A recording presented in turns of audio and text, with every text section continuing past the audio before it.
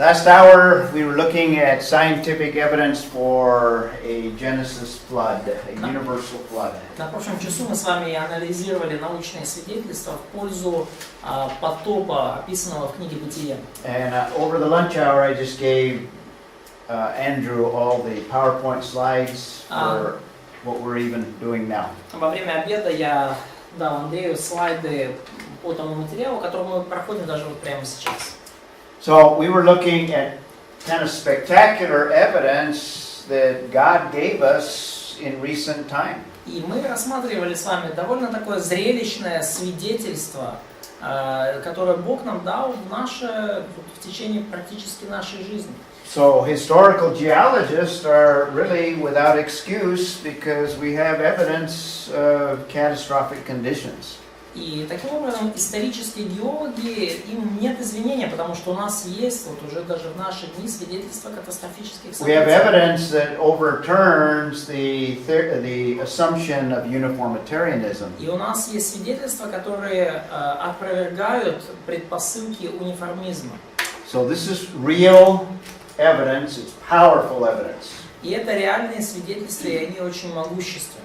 So let me just summarize what we looked at the last hour. И потому давайте я подведу краткий итог тому, что мы рассматривали на прошлом часу. There was massive sediment, even though it was local only in the Mount St. Helens area. Итак, в районе горы Святой Елены были массовые отложения, массовые пласты осадочных пород. But if God can do something like He did at Mount St. Helens on a small scale, Но если Бог может сделать нечто, что Он сделал на горе Святой Елены в малом масштабе, just imagine what He can do with a flood that encompasses the whole earth. то просто представьте, что Он может сделать в течение потопа, который охватывает всю землю. Mount St. Helens is just like a little tiny pimple on the face of the earth. Гора Святой Елены это по сути как прыщик на лице земли. So the massive sediment produced by Mount St. Helens, you can imagine the sediment around the world. То есть представьте, что вот эти массовые пласты осадочных пород вокруг горы Святой Елены, представьте нечто подобное по лицу всей земли. And even though in that local area you have continuous coarse sediments, in other words, separating of different types of materials. И даже вот на этой ограниченной территории, небольшой территории, мы видим уже как вот эти осадочные породы распределяются по слоям. Каждый слой содержит свой какой-то материал. It's also what you see in sediments all over the world. И подобную же динамику мы видим в подобных отложениях по всему миру. We have at Mount St. Helens plant debris that was transported by water, mud, ice. И мы видим на горе Святой Елены, как вот этот потоки мусора, это и растительная жизнь, и вода с вершины, растаявший лед, и грязь, и сера, и все вот это вот. The Genesis flood would have done something similar with tsunami type water. Да, вода из озера, и все это вот растеклось, и подобное же могло произойти при событиях книги Бытие, когда воды цунами могли все, что как бы находилось на земле, подобным образом нести. Mount St. Helens buried several animals, widespread animal burial. На горе Святой Елены, на этой территории, мы видим повсеместно захоронение животных, которых накрыло. Genesis flood did the same thing on a worldwide scale. И при потопе в книге Бытие произошло нечто подобное, но на территории всего мира. Every scientist knows what happened at Mount St. Helens, at least every geologist. Каждый ученый, по крайней мере, каждый геолог знает о происшедшем на горе Святой Елены. And they have a very clear time frame or short time frame. И, очевидно, события занимали совсем небольшой промежуток времени. So it's reasonable to think that perhaps the Genesis flood produced all of its effects over a short period of time, not billions of years. И потому вполне возможно, что потоп Ноев, как мы его называли, произвел подобные эффекты также на протяжении небольшого количества времени, не в течение миллионов лет. Turn to Genesis chapter 7. I want you to look at one verse. Откройте Бытие 7 главу, я хочу, чтобы вы увидели там один стих. Vova, read verse 11. Вова, стих 11, пожалуйста, прочитай. 7:11. 7:11, совершенно верно. В 6-й год жизни Ноя, во 2-й месяц, 17-й день месяца, в этот день разверзлись все источники великой бездны, и окна небесные отворились. I want you to notice two things in that passage. Я хочу, чтобы вы две вещи заметили в этом отрывке. Notice the precise time frame. This is an important event. Обратите внимание на очень точную датировку. Это важное событие. To the very day in respect to the life of Noah. С точностью до дня это событие описано, причем в соотношении с жизнью Ноя. This is a real event. This is a historical occurrence. Это реальное событие, оно действительно произошло в истории. And notice the beginning of the flood. И обратите внимание на начало потопа. All the fountains of the great deep burst open. Разверзлись все источники великой бездны. And all of the floodgates of the sky were opened. И окна небесные отворились. Now that little phrase, the fountains of the deep, И вот эта вот маленькая фраза «источники великой бездны». creation scientists have thought that this was water fountains. Ученые-креационисты считали одно время, что это какие-то водные источники, подземные воды. But John Baumgartner and others have followed. He proposed a different kind of a fountain. Но Джон Баумгартнер и некоторые другие его последователи, они предложили другое истолкование этих источников. He proposed that rather than the fountains of the deep being fountains of water, Он предположил, что вместо того, чтобы считать вот эти источники великой бездны источниками воды, a better explanation is fountains of volcanic lava.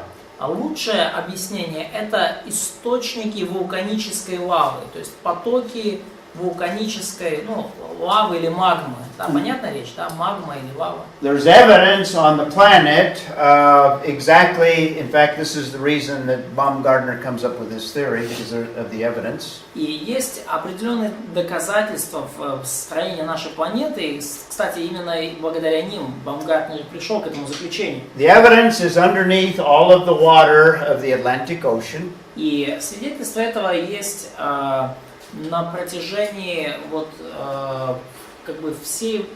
всего дна Атлантического океана. And in fact, geologists are aware of what's at the bottom of the Atlantic Ocean. И, в общем-то, геологи в курсе того, что там находится на дне Атлантического океана.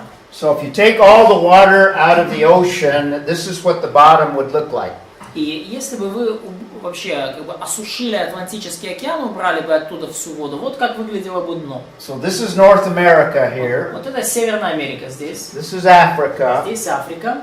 This would be Spain. See, there's Lisbon and Spain and Europe over here. Это вот кусочек Испании, Португалии здесь, там туда дальше Европа. This is the Atlantic Ocean. Вот это Атлантический океан. Without any of the water, this is what it would look like. Безо всякой воды вот так она бы выглядела. There's actually a mountain range that runs from the North Pole to the South Pole.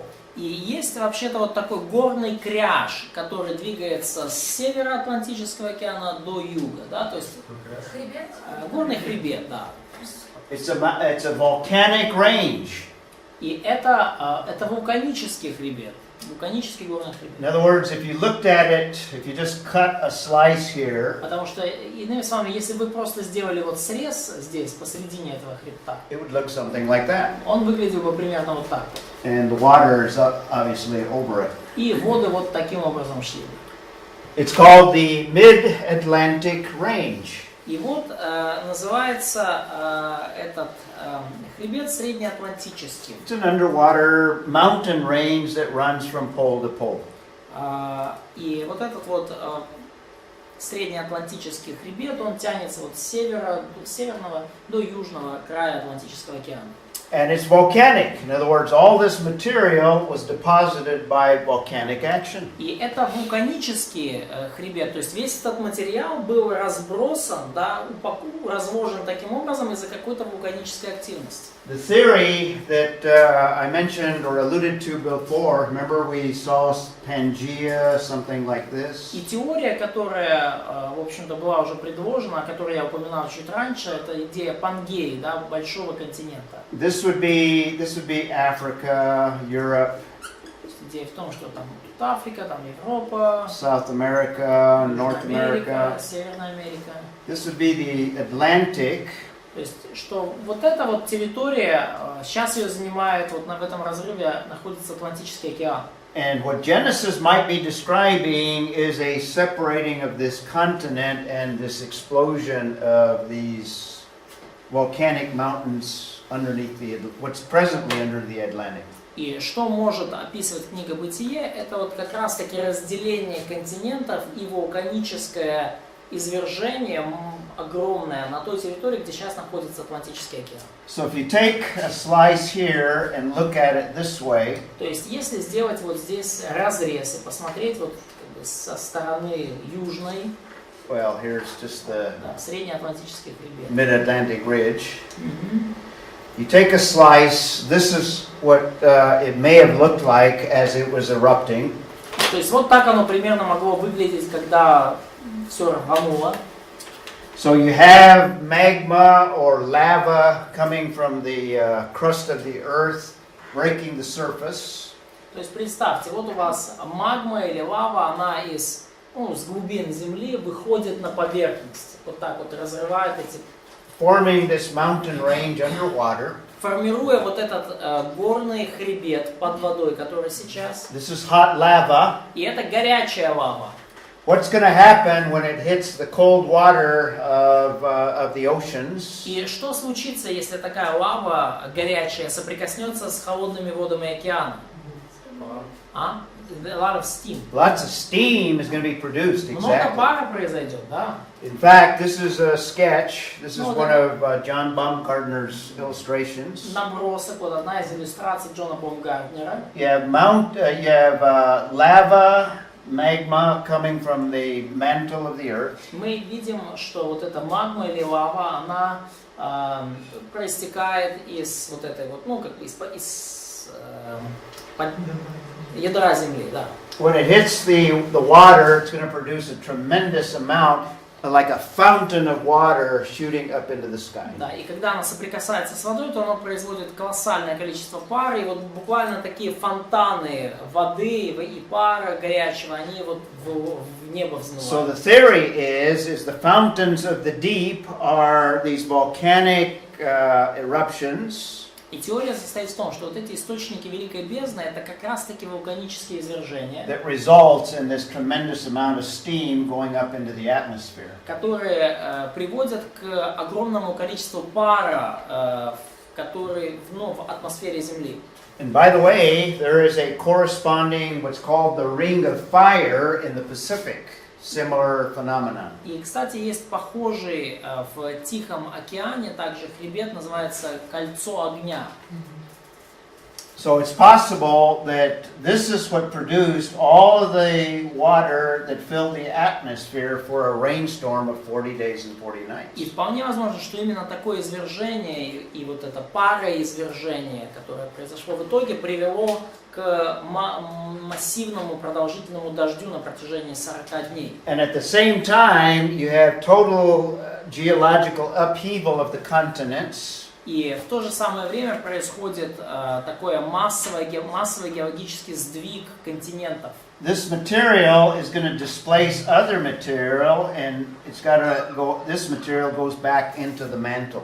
И этот материал, он сдвигает другой материал, И вот некоторые части горной породы, они уходят вообще там в кору земли. So you have new land masses like the material below the great unconformity. То есть мы видим новые слои земли, как бы материалы, которые вообще даже под этим зоной великого несоответствия, да? And in some cases, large land masses probably descending down into the mantle, producing new land masses. И, возможно, в каких-то ситуациях даже какие-то куски целые территории земли, территории уходили вниз, производя при этом что-то новое. And with all this turmoil, you have tsunami waves producing waves that strip everything off the surface. И вот из-за всех вот этих вот перестановок, что-то уходит вниз, что-то поднимается вверх, начинаются огромные волны цунами, которые стирают все на своем пути. So you have 150 days of the waters rising as described in chapter 7. В главе 7 описаны 150 дней, когда усиливалась вода.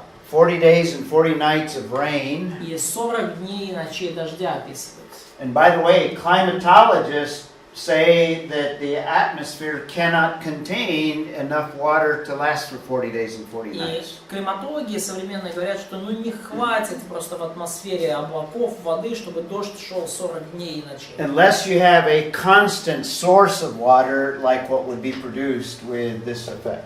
Но, конечно, не учитывается ситуация, когда у вас может быть источник постоянного поступления воды в виде пара от соприкосновения воды с магмой. So under conditions today, the conditions, you don't have that source, so you don't have rainstorms that are longer than 1 or 2 days. Поэтому в наших текущих условиях, конечно же, нет такого количества, то есть такого нагрева воды, которое могло бы привести к появлению пара и 40-дневному дождю. Это извержение по всему хребту шло, не в одной точке? So was this massive eruption over all that range, or even like this range and the Ring of Fire range, or that was like little points?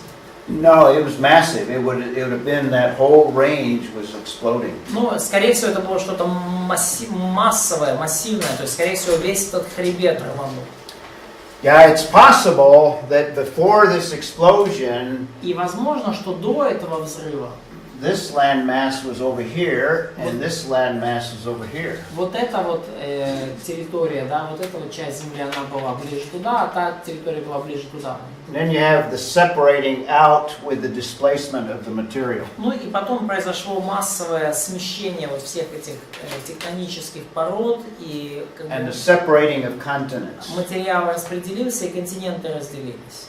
That's part of the theory that we were talking about. Это одна из частей теории, о которой мы здесь говорим. Okay? So that's kind of the explanation in terms of what's described in the biblical text. Вот это разъяснение, возможное, того, что тут описано в библейском тексте. When all of these waters would have receded, they would have deposited all of the layers of sediment. И когда вот все эти воды осели, они сформировали вот эти все осадочные слои. Could Ark survive with that huge Oh yes, waves? yeah. The ark. They've done tests on models with the dimensions of the ark. Но по поводу ковчега, да, мог ли он уцелеть при таких катастрофах, они сделали эксперименты с моделью ковчега. And the ark would survive tsunami waves. И такой ковчег таких размеров мог бы пережить воды without overturning. не переворачиваясь. Там еще куча было веса в нем, поэтому тоже... And it had some mass in that, so it was heavy enough. Very stable. Yeah. Ну да, это было стабильно. In fact, extremely stable. На самом деле очень стабильно. So we've seen. Можно еще вопрос? One more question. Преподаватель знает вот эту теорию, то, что там ледяная оболочка, и как бы окна открылись, это Дождевая, водяная, да? Или ледяная? Да, Ну, вокруг оболочка. атмосферы. So there is also a theory that all over the earth was the like ice layer in atmosphere, and then it just it all became water, and the rain started. And I don't know anybody that holds such a theory я не знаю with credibility. никого как бы достойного уважения, ну, доверия, кто придерживался в этой теории. Now, part of the explanation of the Genesis flood also gives an explanation for an ice age after the Genesis flood. Но часть, как бы вот вообще вот эта теория, которую я вам сейчас разъясняю, также объясняет, почему случился ледниковый период после потопа. I don't think I included slides on that, but when I give an extended talk just on creation science, I explain the ice age. Но я сюда уже слайды не включал на этот счет, но когда я более расширенно говорю о креационизме, я включаю насчет ледникового периода немножко. And if you think about it, if you have volcanic action underneath the waters, Ну и вот подумайте об этом. Если у вас какие-то вулканические идут события под водой, it's going to warm the oceans, то как бы очевидно океан немножко подогреется. which will produce more evaporation, И это приведет к большему выделению пара с поверхности. more precipitation, И more rain, к большему количеству уже воды, которая more clouds, выпадение воды, к большему количеству дождя, к большему количеству облаков. more clouds over land masses that's going to cool the land masses. И больше облаков будет над поверхностью Земли, и это охладит поверхность Земли. And then you have glaciers that are formed as a result. И в результате этого формируются большие глыбы льда, как And результат этого. climatologists don't have a good explanation for what starts an ice age. И у климатологов нет хорошего объяснения того, с чего же начался ледниковый период. But this is a very good explanation as to how an ice age could. Но это хорошее объяснение того, как вообще этот ледниковый период. Мы рассмотрели с вами Бытие с 4 по 9 главу, и это я называю ранняя история цивилизации. I touched on the decline of civilization, chapters 4 through 6, verse 8. Я слегка коснулся упадка цивилизации, это 4 глава с 1 главы и с 1 стиха и до 6 главы 8 стиха. We completed looking at the destruction of civilization as a result of the Genesis flood and the judgment of the flood. Завершили с вами рассматривать уничтожение цивилизации, вот эту ситуацию со всемирным потопом. Now we have the dispensation or the time frame of Noah, a new dispensation. И теперь мы видим новую диспенсацию или новую эпоху, это эпоха Ноя. And let's look at implications related to it. И давайте рассмотрим некоторые выводы, связанные с этим. Because this is very important, the covenant that God enters into with Noah. Поскольку вот это очень важный завет, в который Бог вступает с Ноем. We call it the Noahic covenant. Мы называем его Ноев завет. In the introduction, I gave you a brief introduction to covenants. И во вступлении я уже дал вам краткое введение в заветы. And you remember what is a covenant in Scripture? In fact, what is a covenant in Old Testament time? И кто из вас помнит, чем по сути являются заветы в Писании и особенно вообще заветы в древние времена? Что это было такое? Contract. Contract. Remember the idea of a contract. Контракт, договор, соглашение. Помните? So the question is, why does God enter into covenants? Итак, вопрос: зачем же Бог вступил в эти заветы? Does God have a need to enter into covenant with man? Нужно ли было Богу вступать в какие-то соглашения с человеком? Yes or no? Нуждался ли он в этом? No. No. So let's try to. Why does God do it? Но тогда задаем вопрос: зачем Бог вообще это делает? He does not even have to reveal His will if He so desires. He doesn't have to reveal His will. Вообще не обязан никому являть свою волю. Если бы он не захотел показывать, он никому не был бы обязан. Genesis 1:1 that tells us something of the nature of God is all we need just to trust in Him. We don't need any revelation. Бытие 1.1 говорит нам, что по сути самого характера Бога достаточно нам, чтобы видеть Его и понять Его. И нам не надо, по сути, кроме этого никакого откровения. Well, we need the revelation, but God doesn't have a need to reveal Himself. Ну, в том плане, что нам нужно, конечно, откровение, но Богу его нам открывать совершенно не обязательно. His character is enough. Его характера достаточно. His word is enough to trust. He's reliable. Его слово достаточно, чтобы доверять Ему. Его слово надежно. So he doesn't even need to make any promises. He doesn't need to predict the future. Он вообще не обязан никому давать никаких обетований, он не обязан предсказывать The будущее. bottom line, God does not need to enter into covenant. Ключевая идея: Бог не нуждается в заветах, Бог не нуждается в том, чтобы в них вступать. All of this is the grace of God. God desired in grace to give mankind assurance. Все это проявление благодати Божией. Бог по своей благодати задумал все так, чтобы дать людям уверенность. In the introduction, I mentioned that covenants in the Bible are extremely important, and we'll see why here. И во вступлении я вам уже заметил, что заветы в Писании крайне важны, и мы здесь увидим, почему именно. From the biblical perspective, they have a unique significance in terms of world history.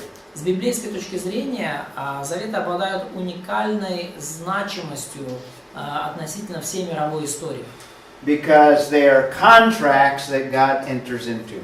Поскольку это договоры, это соглашения, в которые Бог решил вступить с нами. Not because He needs to, but He chooses in order to give double assurance to mankind. Не потому, что ему нужно было это зачем-то, но для того, чтобы дать людям двойную уверенность, дать человечеству уверенность. Noah has just witnessed the destruction of the world that he saw before the flood. Но и только что своими глазами увидел полное, тотальное разрушение всего того мира, который он наблюдал до потопа. Noah saw a planet that was vastly different before the flood than it was after the flood. Ной увидел планету, которая совершенно изменилась по сравнению с тем, что было до потопа. That pre-flood world was just literally full of plants and animals. Допотопный мир был наполнен до избытка всякими растениями и животными. Now there was sin and corruption, but there was an abundance of plant life, abundance of animals. Конечно же, там был грех, там было растление, но тем не менее там был огромный избыток животных и разного рода растений. All of that is destroyed. Все это было зачищено, стерто с лица земли. All the animals are dead. Все животные были мертвы. The only animals that are alive are those that are on the ark. Единственные животные, которые уцелели, это те животные, которые были в ковчеге. And animals like fish that would survive a flood. Ну и такие животные, как морские животные, рыба, они, по идее, тоже могли God уцелеть. chooses to enter into a covenant to give Noah the assurance that this is not going to happen again. И Бог решил вступить в завет с Ноем для того, чтобы убедить его, удостоверить, уверить в том, что такое больше не повторится. But it's more than that. The Noahic covenant is very, very important, not just to Noah. Но есть и большая значимость у этого завета, и Ноев завет важен не для одного лишь Ноя. And that's what I want to explain in the remaining time that we have with the Genesis flood. И вот что я хочу вам разъяснить в оставшееся нам время для изучения потопа. Even people, archaeologists like William F. Albright, А вот даже вот люди-археологи, например, доктор Уильям Олмбрайт, they have noted that covenants in terms of Israel are very unique in terms of religion. обратили внимание, что вот эти заветы, которые были даны Израилю, они являются каким-то совершенно уникальным явлением с точки зрения религии. Albright says, as a result of the archaeological finds all over the world, Олбрайт говорит, сопоставив все археологические находки по всему миру, he says only the Hebrews or only the Jewish people, so far as we know, made covenants with their gods or God. он говорит, что только евреи, насколько нам известно, заключали заветы или договоры с их богами или Богом. Now he's an unbeliever, and he gets it partly right. Ну, доктор Олбрайт, он неверующий человек, но частично он верно уловил суть. It's only in Judaism that there's these covenants between God and man. Только в иудаизме мы видим вот эти вот заветы, соглашения между Богом и людьми. But it's not the Jewish people that enter into covenant with God, it's the other way around.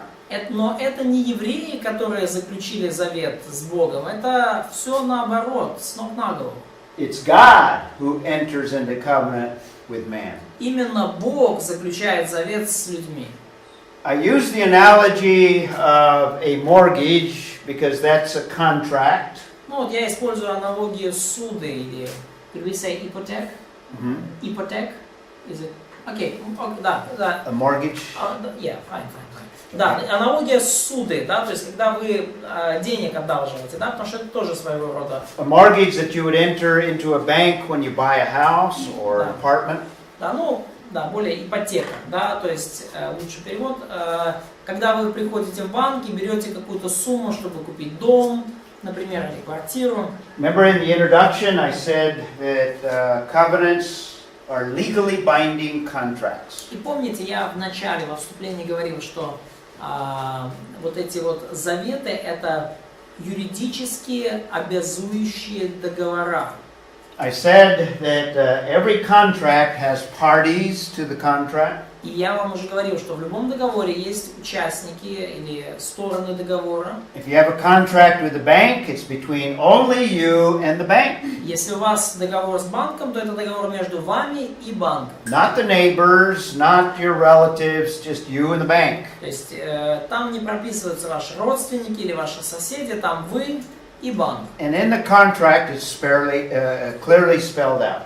И в договоре это черным по белому прописано. Every contract has stipulations. У каждого договора есть условия. A mortgage will have the amount of money the bank is loaning you. В ипотечном договоре будет указано количество денег, которые банк вам одалживает. It'll give the interest rate that the bank's going to charge you in exchange for the loan. Да, значит, там будет указан там процент, кредитный процент, который получит банк за то, что одолжил вам деньги. It'll spell out all these details, the amount that you pay every month and any fees. И там будут прописаны все те дополнительные детали, например, какую сумму вам надо выплачивать ежемесячно, какие штрафы за просрочку. So there'll be stipulations that pertain to you, there'll be stipulations that pertain to the bank. Потому будут какие-то условия, которые связаны с банком, будут условия, которые связаны с вами лично. The mortgage will only last for a certain amount, the term of the mortgage, for example, maybe a 15-year mortgage. Ипотечный кредит, его срок действия может быть там какое-то ограниченное время, 15 лет, например. And then you have a signing where you put your name to the contract and the other party puts their name. И потом в конце есть место для подписи договора, то есть вы ставите свою подпись, и представитель банка ставит свою подпись. Covenants are just like contracts. In fact, they're contracts. Заветы вот очень похожи на все эти договора, по факту они и есть такие договора. Berit, that's a contract. Берит — это контракт. It's a legally binding contract. Итак, это юридически составленный контракт, юридически обязующий It can контракт. be an agreement between two parties or two people or two families. Соглашение или договор между двумя сторонами, двумя семьями, It can be an agreement between two nations. либо даже соглашение между двумя нациями целыми. And one of the main things a contract does is it specifies behavior of the parties. И что делает договор? Он определяет поведение сторон.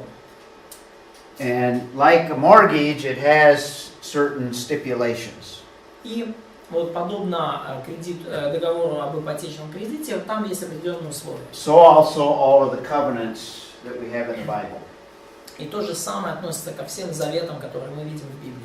The only unique feature of the covenants of the Bible is that God is one of the parties. И единственная уникальность заветов, которые мы видим в Библии, это то, что Бог является одной из сторон договора. One of the things world history records, particularly in Scripture, is that God has been faithfully maintaining his end of the agreement. И то, что мы читаем во всей мировой истории, особенно в Писании, это то, что Бог верно исполняет все обязательства, которые Он взял на себя в этих заветах. And what we have in Genesis 9 is what is called the Noahic covenant. И что мы видим в Бытии 9 главе, это то, что называется Ноев завет. Now this is a unique covenant in that the stipulations are only binding in terms of what God is going to do. И это уникальный завет, потому что его условия, обязательства по этому договору касаются лишь того, что Бог обязался This is a сделать. unique contract in that there are no stipulations for man. Завет, этот договор уникален в том, что никаких условий не указано для человека. God binds himself to perform over time according to the stipulations of the covenant. И Бог юридически обязал себя на протяжении всей истории поступать определенным образом, согласно этим условиям.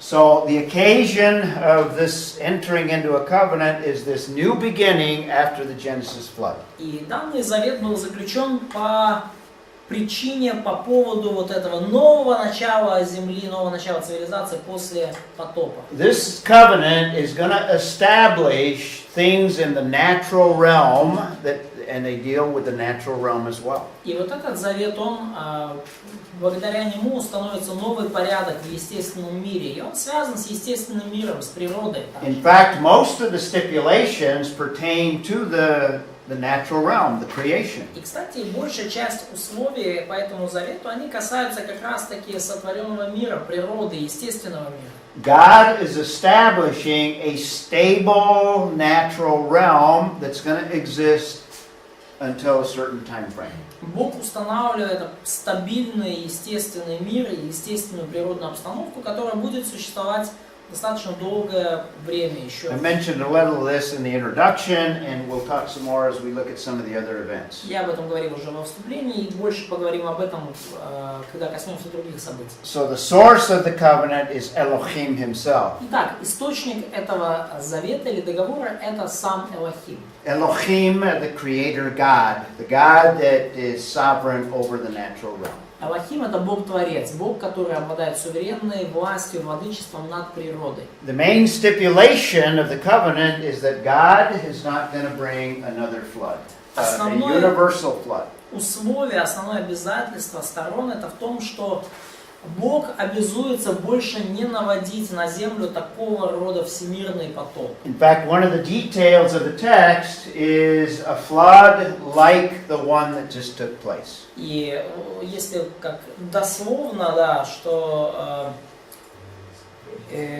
такого потопа, да, не будет более истреблена всякая плоть водами потопа. In order for God to fulfill that part of the covenant, то есть такого потопа больше не будет, как был, и для того, чтобы Бог исполнил эту часть завета, will require that He be sovereign over the entire creation. то подразумевается, что, естественно, Он должен обладать с полной властью и владычеством над творением. He's going to establish certain laws of nature that will never produce a worldwide flood. И Бог таким образом сейчас устанавливает новые законы природы, вследствие которых больше невозможно будет повторение ситуации с потопом. Такой потоп будет в будущем невозможен. So it pertains to the entire creation. И поэтому этот завет, это соглашение, оно распространяется на все творение. If you think about it, that means that God has to control all of astrophysics. И если вы так поразмыслите об этом, то вы придете к выводу, что Бог должен контролировать всю астрофизику, чтобы давать такие обязательства. For example, if the moon, for example, gets out of its orbit, например, если Луна немножко там подвинется со своей орбиты, and gets closer to the face of the earth by just a very tiny percentage, и приблизится к Земле лишь на небольшой совсем процент, относительно небольшое расстояние сместится, it'll produce waves or tides that are greater than the tides that we see today. то это произведет волны, цунами и приливы куда более массовые, массивные, чем те, которые у нас сейчас есть. And just a small percentage closer to the earth will produce tides that would sweep over an entire continent. То есть чуть-чуть Луна приблизится к Земле, и произойдет такая волна, такой прилив пойдет, что он смоет весь континент. And there's other things that you could talk about that God is controlling in order to prevent not only tidal waves but other phenomena as well. И есть другие аспекты природного мира, которые вы можете вспомнить. И Богу все это надо контролировать, чтобы не допустить появления ни приливных волн такого масштаба, ни каких-то других. God has entered into covenant and bound himself legally to basically maintain a stable natural realm. И Бог вступил в такой завет и, в общем-то, связал себя юридическим образом в том, чтобы поддерживать стабильное состояние природы. The design of the contract is to give Noah and his children assurance. И назначение такого контракта, завета в том, чтобы придать Ною и его сыновьям, и его потомкам уверенность. And like I said, the effects are the entire creation. И, как я уже сказал, этот завет оказывает влияние на все творение. Not only astrophysics, but I believe even the forces of atomic particles. So he has established a stable environment. То есть я думаю, что это влияет не только на астрофизику, на какие-то глобальные там, небесные тела, но даже на соотношение и коэффициенты и силы внутри элементарных частиц, атомов, электронов и так далее. То есть, And God has also produced phenomenon in the sky и Бог также производит определенный видимый феномен на небе, that serves as a sign of that covenant. That's the rainbow. который служит подписью в этом завете, в этом договоре. Это радуга.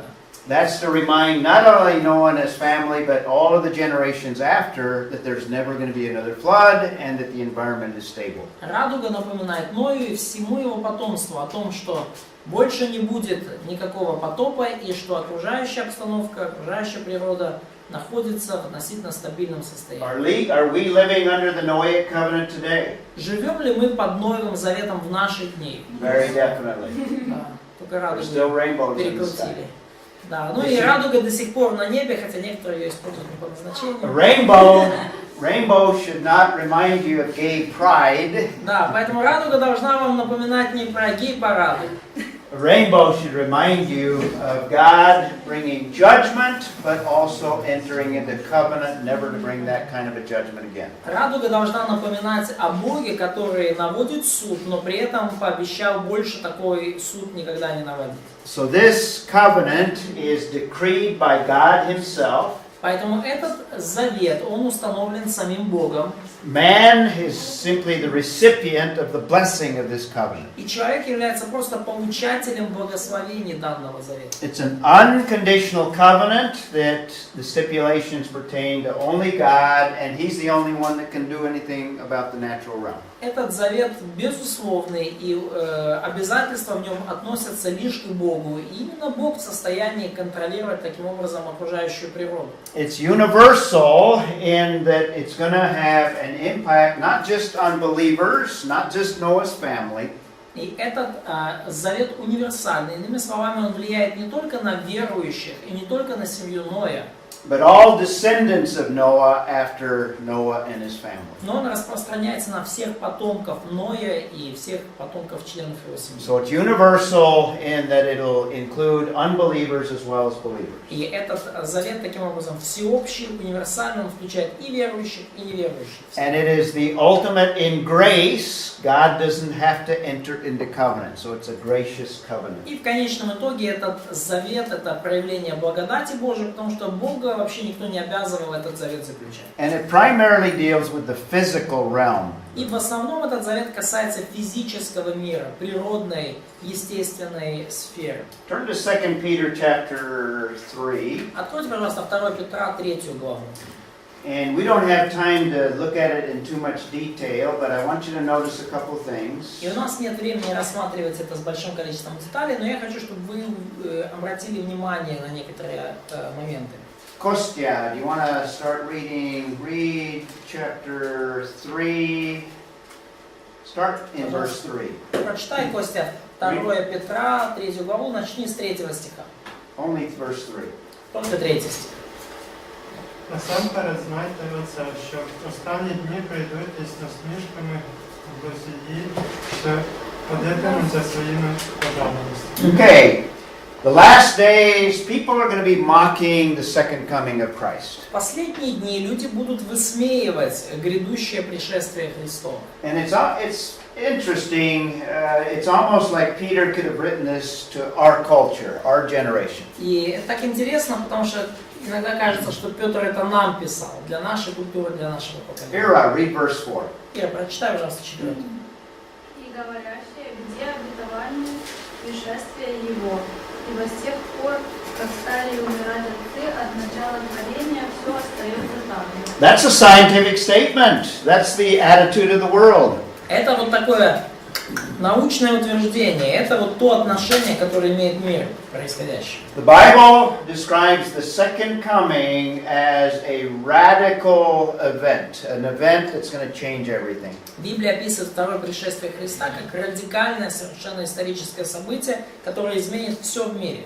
And the mockers or the unbelievers say, everything's always been the same. Nothing's been different. И насмешники, неверующие говорят, да ну бросьте, все такое же, как было, ничего никогда не менялось. In science, that's the assumption of uniformitarianism. И в науке такое предположение, такая гипотеза называется униформитарианизм. In other words, the world that exists today, it's always been like this. The world's always been the way it is today.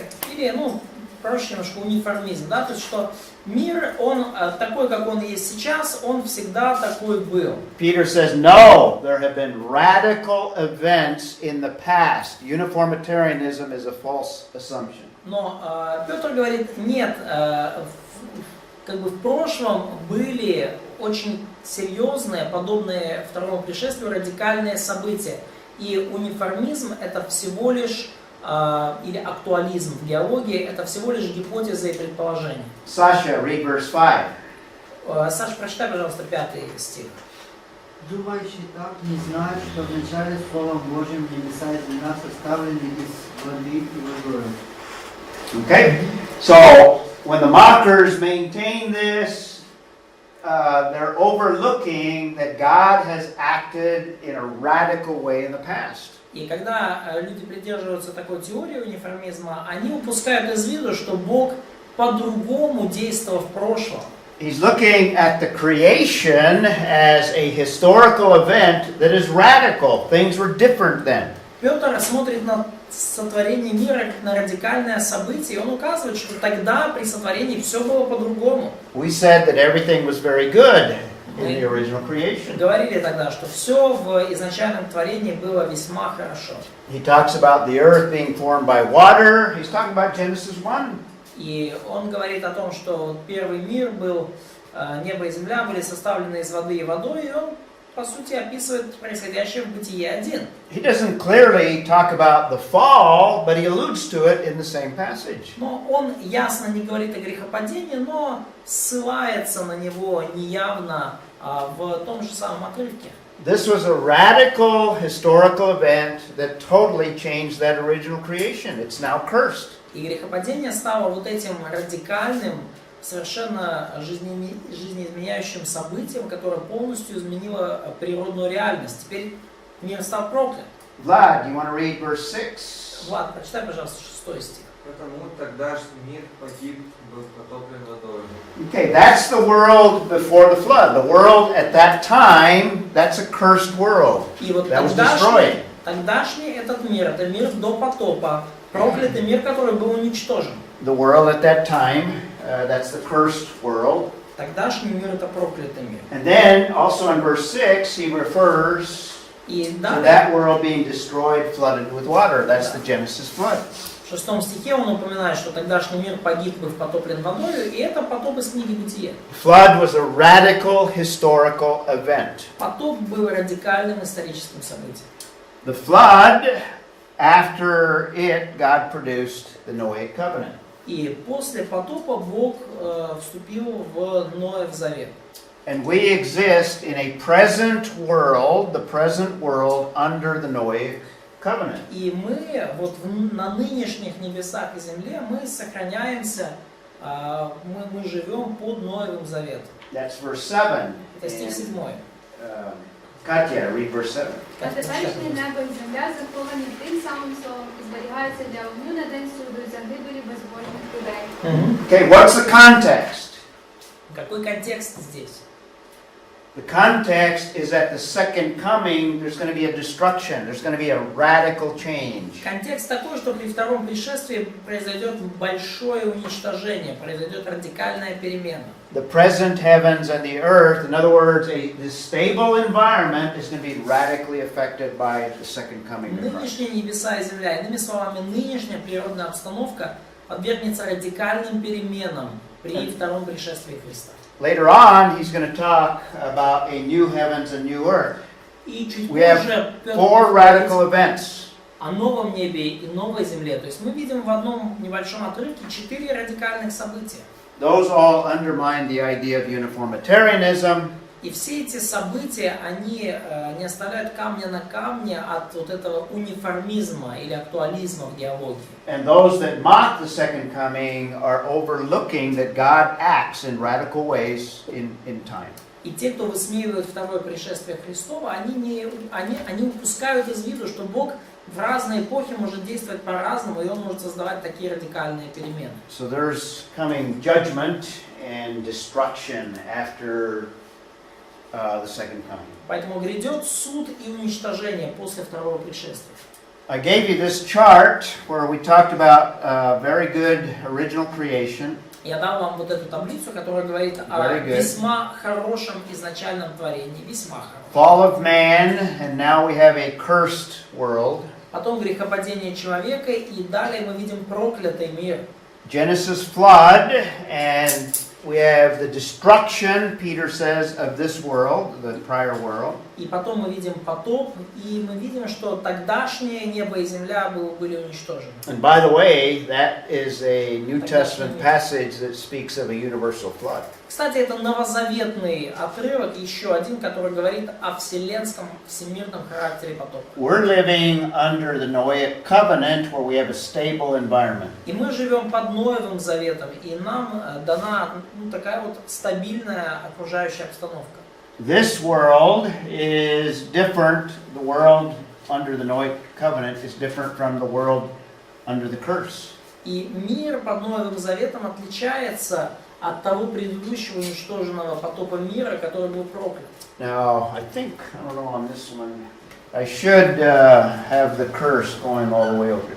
Но вообще-то я тут должен был продолжить вот эту черту, потому что мир проклятый сегодня тоже. When Christ came and rose from the dead, died and rose from the dead, that's called the first fruits of resurrection. Когда Иисус пришел, умер и воскрес, то вот Он был назван первенцем из воскресших. That's the first fruits of what it's going to be like in that new world. То есть Он является первым плодом того, каково оно будет в новом мире. And at the second coming, there's going to be a radical transformation, and there's going to be a new age for 1,000 years. И при втором пришествии будет очередная радикальная перемена, и наступит новая эпоха на 1000 лет. Peter calls that in Acts chapter 3 a refreshing of the world. Петр называет это in Acts 3, yes? Acts chapter В 3. Деяниях 3 главе обновление мира. Where the curse is partially lifted, Когда проклятие будет частично снято. and then in eternity there's no curse. И в вечности проклятие не останется вообще. And eternity is radically different from all of world history. И вечность будет радикально отличаться от всей мировой истории.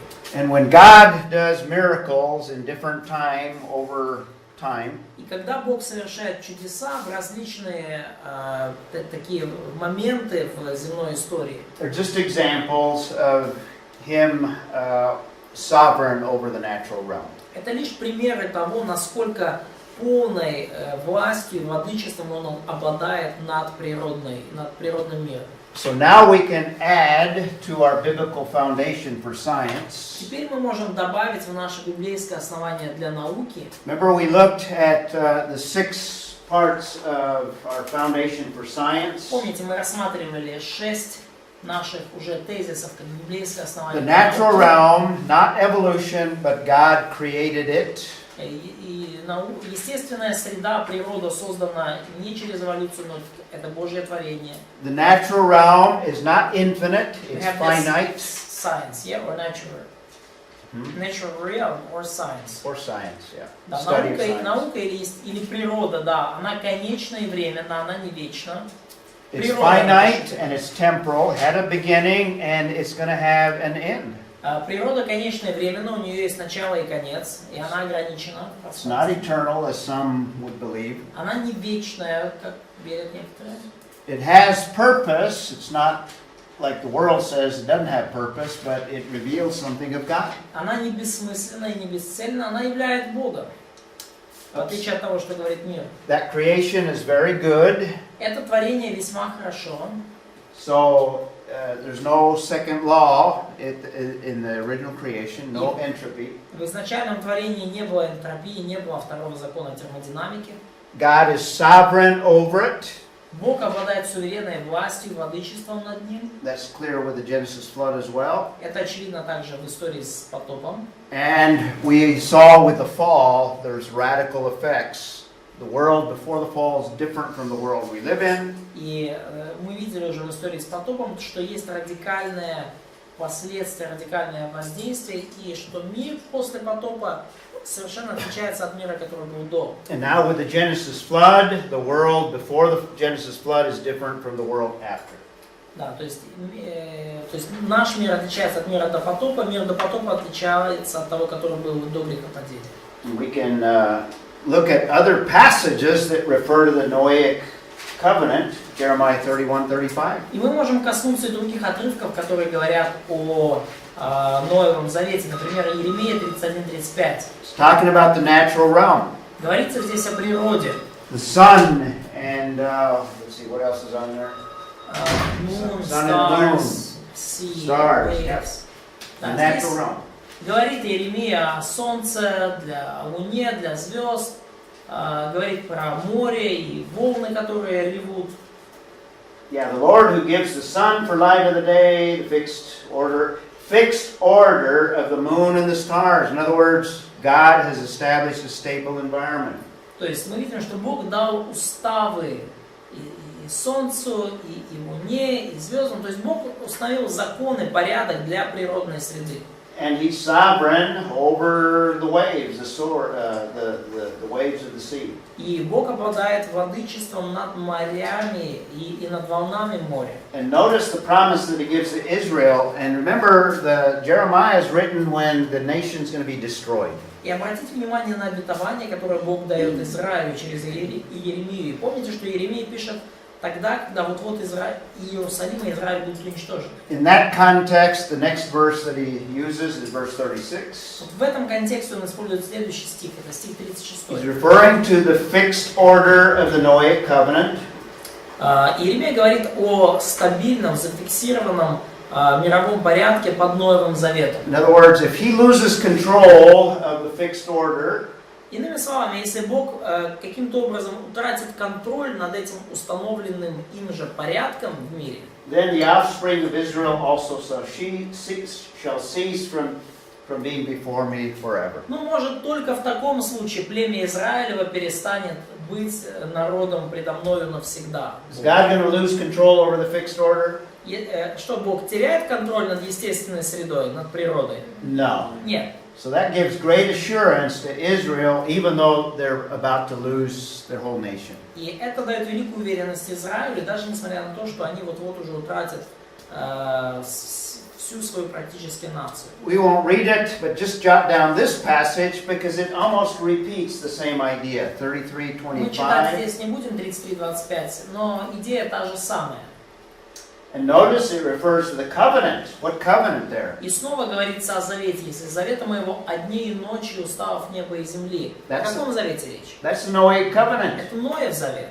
And then along with that, verse 26, again, the assurance that he's not going to destroy them utterly or totally. И опять же, 26 стих, та же самая идея, то есть Бог дает Израилю уже уверенность, что не уничтожит их полностью. That's the Noahic covenant he's referring to. И он здесь снова упоминает, он ссылается на завет с Ноем. Even Job, I think, is referring to this fixed order, Job 38:33. Даже вот Иов 38:33 указывает, он ссылается на этот установленный порядок. Do you know the ordinances? In other words, that's the laws of nature. Знаешь ли ты уставы неба, иными словами, вот эти законы природы?